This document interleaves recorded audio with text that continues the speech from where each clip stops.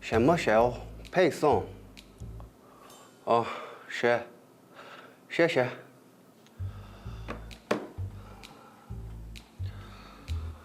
물건은 도착한다고 하고 어디 보자. 중국 온라인 쇼핑몰 사이트에 또 뭐가 올라와 있나? 채소 탈수기. 이거 사람들이 많이 찾던데. 가격이 완전 대박이네. 오케이.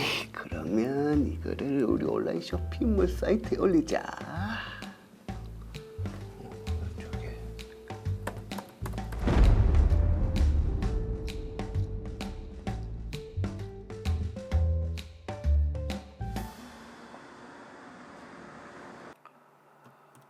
이번 달 매출이 야, 지난달보다 더 올랐네. 이 구매 대행은 역시 가격 싸움이지.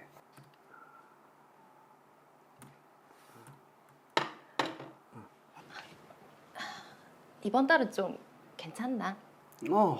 이 저번 달보다 매출이 50%나 더 올랐다. 대박! 여보, 이러다가 우리 금방 부자 되는 거 아이가? 뭘 이 정도는? 자기야, 그러지 말고 일을 좀 더 크게 해보는 거 어떻노? 안 그래도 이 잘 나가는 물건들은 대량 매입해서 단가를 낮춰볼까 싶다. 근데 그러려면 이 창고가 있어야 되는데 아무래도 중국에 창고를 하나 사놔야 되지 않을까 싶네. 그거 좋은 생각인데. 근데 잘 안 팔리는 물건들은 어떡하지? 가끔이지만 그래도 찾는 사람들이 있다면서. 그게 고민인데 이 창고 알아보러 중국 들어갈 때 중국 계좌를 하나 만들까 싶네. 그러면 그냥 내가 사는 것처럼 돈을 지급하고 배송만 위탁하는 거지. 그것도 좋은 생각이네.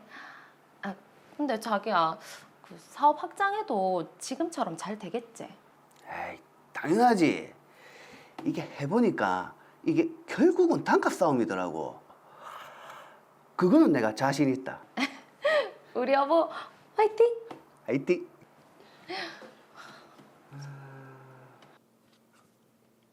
그 이번에 주걱이랑 주방 조리 도구들 대량으로 구매해서 창고에 잘 넣어놨지? 예, 그건 항상 수요가 많은 거라서 창고에 꽉꽉 쌓아뒀습니다.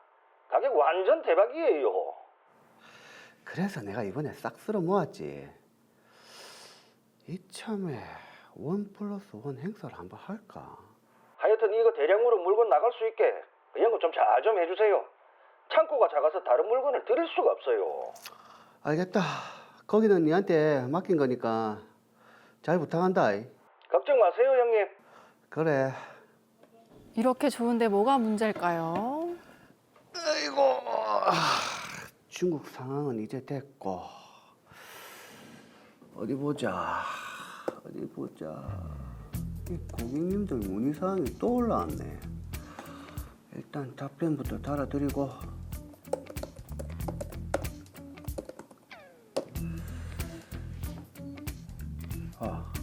오늘 세금 신고한 날이지. 구매 대행 수수료니까 전에 하던 거랑 똑같이 하면 되겠지.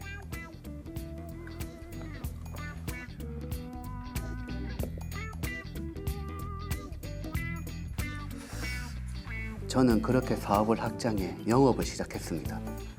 하지만 그동안 해오던 구매 대행업과 크게 다르지 않았기에 예전과 같은 방식으로 세금 신고를 했습니다. 그런데 세가에서 무슨 일로? 예? 제가 관세법이랑 외환거래 위반 혐의가 있다고요? 아니 무슨... 조사 언제입니까? 알겠습니다. 제가 가서 다 소명할게요. 예.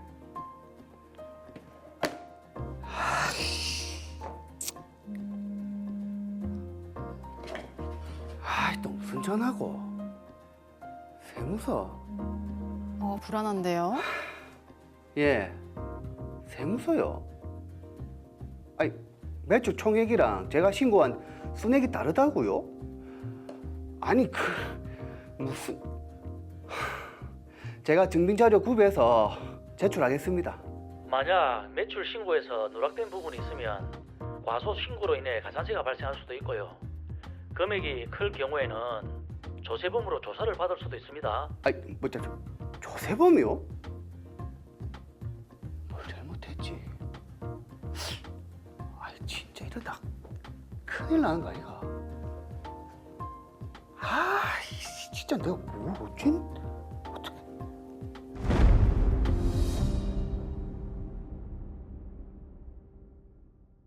자, 궁금합니다. 최재원 변호사님. 자, 지금 세관 그리고 세무서에서 박재준 씨에게 문제 삼고 있는 부분이 어떤 건가요? 네, 이 사건에서는 크게 이제 세 가지 부분이 문제가 됩니다. 이제 하나는 관세법 위반이고요. 또 하나는 외국환 거래법 위반, 그리고 나머지는 이제 매출 누락과 관련된 조세 포탈 부분입니다. 네, 세 가지 쟁점 짚어주셨는데 그럼 먼저 관세법 위반부터 살펴볼까요? 네, 이제 최근에 그 해외 쇼핑 대행을 해주는 업체들이 많이 있습니다. 네. 그리고 이제 구매 대행 해주는 업체도 많이 있고요. 그리고 이제 이러한 업체들 대부분은 이제 국내 소비자들로부터 이제 구매 대행 주문을 받은 다음에 이제 해외 구매 사이트에서 이제 구매를 하고 또 해외 결제 대행 사이트를 통해서 결제도 하고 그리고 이제 보통은 배대지라고 하거든요. 네. 이제 배송 집결지로 물건을 받은 다음에 다음 배송업체들을 통해서 이제 해당 고객한테 직접 배송을 해주는 뭐 그런 절차로 진행이 됩니다. 네. 이제 그러면서 이제 배대지에서 국내 배송 및 통관을 위해서 이제 고객으로부터 개인 통관 고유 번호를 받아서 처리를 하고 있습니다. 근데 이렇게 이제 단순히 이제 고객들을 통해서 이제 구매 대행만 하는 거다라고 하면 국내 소비자들의 통관 고유 번호를 받아가지고 입력해서 해외 물품을 구매하는 게 전혀 문제는 안 됩니다. 아니 그러면 박재준 씨는 도대체 어떤 부분이 문제가 되는 거죠? 네, 그러니까 여기서 이제 좀 다른 부분이 박재준 씨는 처음에는 일반적인 이런 구매 대행 형태처럼 영업을 해 오다가 네. 나중에는 가격 절감 효과를 위해서 이제 미리 자신이 해외에서 이제 물건을 대량 구입한 다음에 소비자들한테 이제 보내주는 형식으로 사업을 확장을 했습니다. 네. 네. 그러니까 이제 사실상 구매 대행이라기보다는 뭐 박재준 씨가 실제 구매자가 되어가지고 이제 일종의 뭐 도매상 뭐 이런 업체가 되어버린 겁니다. 이제 그렇다면 세관에서 이제 국내로 이제 물품을 통관할 때도 박재준 씨 회사 명의로 통관 절차를 사실은 진행을 했었어야 합니다. 그러네요. 그런데 박재준 씨는 그동안 이제 구매 대행 해오던 대로 통관 절차를 계속 처리를 했고 이게 이제 세관에서는 문제를 삼는 것입니다. 그러니까 관세법을 좀 잘 몰라서 재준 씨가 신고를 좀 잘못했네요. 그렇죠? 네, 제가 보기에도 조금 실수를 하신 것 같습니다. 이제 특히 이제 박재준 씨는 고객 확보 차원에서 뭐 할인 행사도 하고 1+1 뭐 이벤트도 하고 뭐 했거든요. 이제 이러한 행위들은 모두 이제 구매 대행이라기보다는 박재준 씨 회사가 실제 구입자라고 충분히 오해받을 수 있는 그런 상황입니다. 네, 그렇네요. 자, 그런데 사실 관세법이라는 게 저도 그렇지만 일반인들이 잘 모르는 분야잖아요. 네, 해외 거래나 이제 무역업을 하는 분들이 아니면 이제 관세가 무엇인지도 잘 모르는 부분이 있을 수 있습니다. 네. 이제 관세라는 거는 이제 수출, 수입되거나 이제 세관을 통과하는 화물에 부과되는 세금이다 이렇게 생각하시면 되는데 네. 이제 조세 중에서도 이제 국내에 있는 어떤 과세할 물건이나 용역에 대해서 부과하는 내국세와는 좀 구분하시면 되고요. 관세법에 따라서 이제 세관에서 징수, 뭐 관리하는 그런 세금이다 이렇게 보시면 되겠습니다. 그러니까 이제 이런 관세를 규율하는 법률이 관세법이다라고 보시면 되고, 참고로 이제 세관에서는 이러한 관세법 외에도 뭐 대외무역법이라든지 뭐 FTA 특례법, 뭐 외국환 거래법과 같은 이런 무역 관련 법률들도 집행을 하고 있습니다. 야, 근데 지금 박재준 씨 같은 경우에는 잘 모르는 것 같아요. 너무 몰라서 그런 것 같은데 이게 뭐 처벌을 피할 수 있는 방법은 없을까요? 네, 우선 이제 박재준 씨는 직접 이제 중국 내 창고를 확보를 해가지고 속칭 뭐 사입한 다음에 해당 물건을 관리하면서 사실상 뭐 재판매했다 이렇게 보이긴 합니다. 네. 그렇다면 이제 그동안 통관 과정에서 이제 박재준 씨 회사 명의로 이제 하지 않고 이제 개인들의 어떤 개인 통관 고유번호를 통해 가지고 통관 신고한 것은 관세법상 무신고 물품 수입으로 볼 수밖에는 사실은 없습니다. 네. 그러네요. 이제 다만 이제 박재준 씨가 미리 사입한 것이 아니라 국내 구매자로부터 구매 대행 요청을 받고 특별히 이제 구매 대행을 계속했던 것들도 분명히 있을 것이거든요. 네. 그렇다면 이제 정상적으로 통관 신고한 것으로 볼 수 있기 때문에 이렇게 잘못 신고한 것과 이제 그렇지 않은 것들을 적극적으로 좀 구분해가지고 세관에다가 해명하는 게 필요는 하겠습니다. 그럼 궁금한 게 관세법을 위반하면 처벌이 어느 정도입니까? 네, 처벌 수위가 조금 센데요. 예. 이제 관세법상 무신고 수출입의 경우에는 이제 관세법 제 269조 제 2항에 따라서 5년 이하의 징역 또는 이제 관세액의 10배와 물품 원가 중에 높은 금액 이하의 금액을 이제 처벌받을 수 있습니다. 재준 씨가 정말 소명을 잘 하셔야 될 것 같습니다.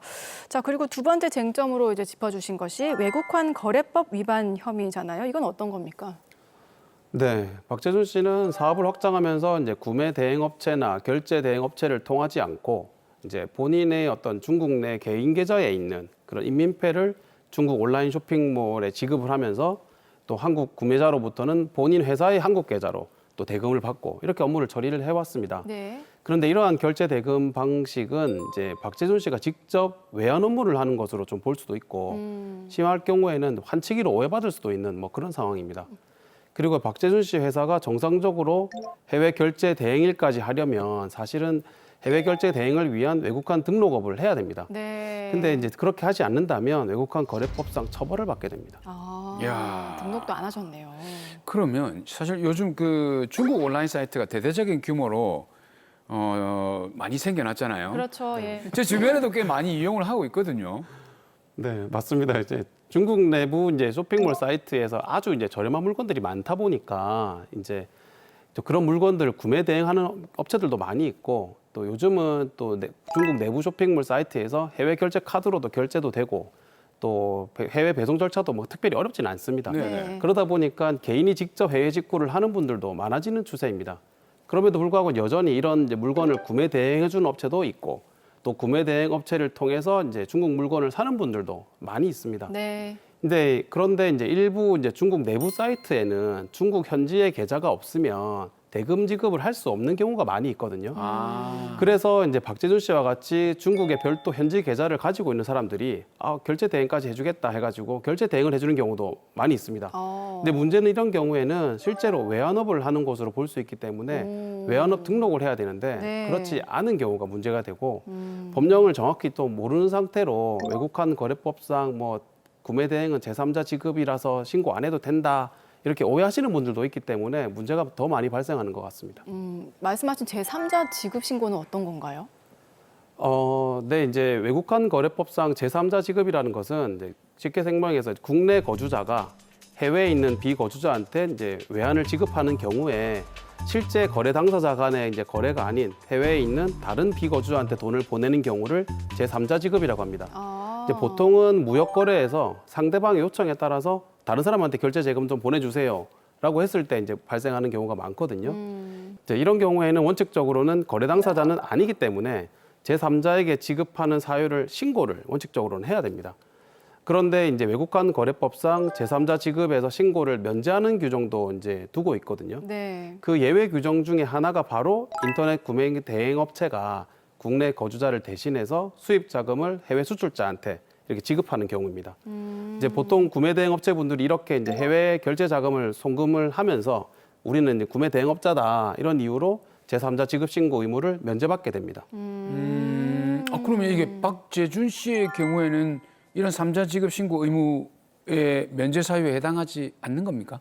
네, 박재준 씨 같은 경우에는 우선 이제 앞서 말씀 나눈 대로 이제 구매 대행인지 여부가 좀 의문이 있고요. 네. 구매 대행이라고 보더라도 박재준 씨의 중국 내 현지 개인 계좌에서 현지 업체로 돈을 결제했을 뿐 국내에서 직접 해외 판매자한테 결제 대금을 이렇게 이제 송금한 것은 아니거든요. 그러니까 자신이 가지고 있는 중국 내 계좌에서 그냥 돈을 보내서 결제를 했고 네. 또 구매 대행으로서 직접 해외 판매자한테 이제 국내에서 돈을 송금한 것은 아니고 그리고 이제 이 박재준 씨가 국내에서 하나로 돈은 또 받았고 네. 결국 이것은 결제는 자신의 중국 계좌에서 돈을 보내면서 그 과정에서 본인이 알아서 환율을 계산을 했던 겁니다. 그러니까 이제 세관 입장에서는 이제 박재준 씨가 등록 없이 환전업을 한 것으로 충분히 오해할 수 있는 상황입니다. 그러네요. 자, 그러면 지금 외국환 거래법 위반 혐의로도 처벌을 받게 된다는 말씀인 것 같은데 처벌 수위는 어느 정도입니까?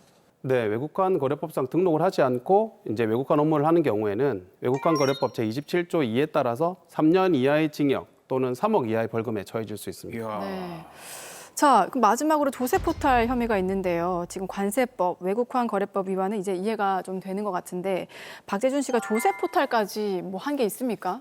네, 그래서 구체적으로 좀 더 설명을 드리면 이제 구매 대행의 경우에 해당 상품에 물품 대금을 포함한 보통 수수료, 뭐 통관비 이렇게 받아서 구매 대행을 해주거든요. 네. 그리고 그 대금에서 물품 대금과 통관비를 제외한 나머지 수수료는 구매 대행 업체의 수입이 되는 건 당연합니다. 그렇죠. 따라서 이제 그러한 수수료를 사실 매출로 잡아가지고 부가가치세 신고를 하면 됩니다. 네. 하지만 박재준 씨처럼 이제 물품을 대량으로 구매한 다음에 보내주는 것은 자신이 직접 물품을 구입해서 판매하는 일종의 도매업, 뭐 도소매업 이렇게 볼 수 있기 때문에 수수료가 아닌 전체 물품 대금이 그 회사의 매출로 신고를 해야 됩니다. 따라서 이제 박재준 씨가 이제 회사에 영업을 하면서 예전처럼 수수료만 부가가치세 신고를 했다면 이것은 매출 과소 신고가 되는 겁니다. 네. 따라서 매출 과소 신고로 인해서 미신고 가산세가 발생할 수도 있고 그리고 이제 금액이 크고 뭐 고의적인 부분이 있다라고 하면 조세 포탈로 간주가 돼가지고 처벌을 받을 수도 있습니다. 이야. 일단 박재준 씨는 본인이 하는 일이 구매 대행인지 아니면 도매업의 형태인지를 잘 모르셨네요. 그렇죠? 네. 예. 자, 그러면 안 되겠지만 혹시라도 조세 포탈로 이게 처벌을 받게 된다면 그 수위는 어느 정도 되나요? 네, 조세 포탈범으로 이제 처벌을 될 때는 이제 사기나 그 밖의 부정한 행위에 해당해야 되는데 이제 그렇게 해서 조세범 처벌법으로 처벌을 받게 되면 2년 이하의 징역 또는 포탈한 세액의 2배 이하에 상당하는 벌금형에 처해질 수 있고요. 만약 이제 그 포탈 세액이 좀 많아지면 가중 처벌을 받을 수도 있습니다. 예. 야, 근데 이제 지난번에 말씀하셨는데 조세 포탈 사건의 경우에는 이 절차가 상당히 좀 오래 걸린다고 얘기를 들었었거든요. 네, 이제 조세 포탈의 경우에는 도로위어 방송을 통해서 제가 여러 번 설명을 드렸던 적이 있는데요. 우선은 조세범 처벌에 관해서는 조세범 처벌 절차법이라는 것이 따로 있습니다. 해서 해당 법률에 따라서 조세범에 대한 조사를 할지 말지, 그리고 조세범에 해당한다면 단순히 뭐 통고 처분으로 끝낼지 아니면 수사기관에 신고를 할지 이런 것들을 이제 조세범칙조사심의위원회를 통해서 결정하게 되고요. 그 결정에 따라서 조세범에 대한 조사를 더 진행하거나 아니면 수사기관에 고발 조치를 하거나 뭐 추가적인 절차를 진행을 하게 됩니다. 네. 그래서 이제 세무서에서 1차적인 조사를 하고 그 후에 수사기관에 고발을 하게 되거나 뭐 또 절차적으로 이어지기 때문에 좀 오래 걸린다 이렇게 생각하실 수는 있습니다.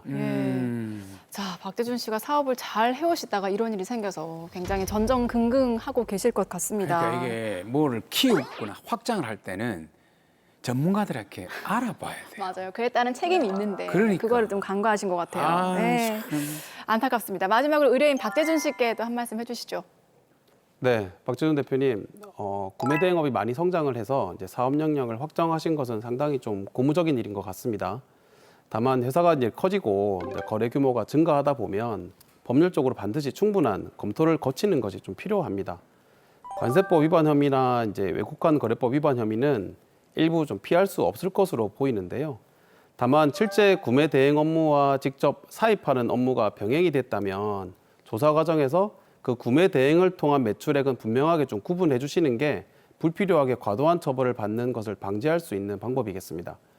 그리고 이제 조세 포탈 부분은 고의적인 조세 포탈로는 보이지는 않거든요. 단순한 실수였음을 적극적으로 해명하는 게 좀 필요하겠습니다. 더 구체적인 부분은 법률 전문가하고 반드시 상담을 하시기를 권해드립니다.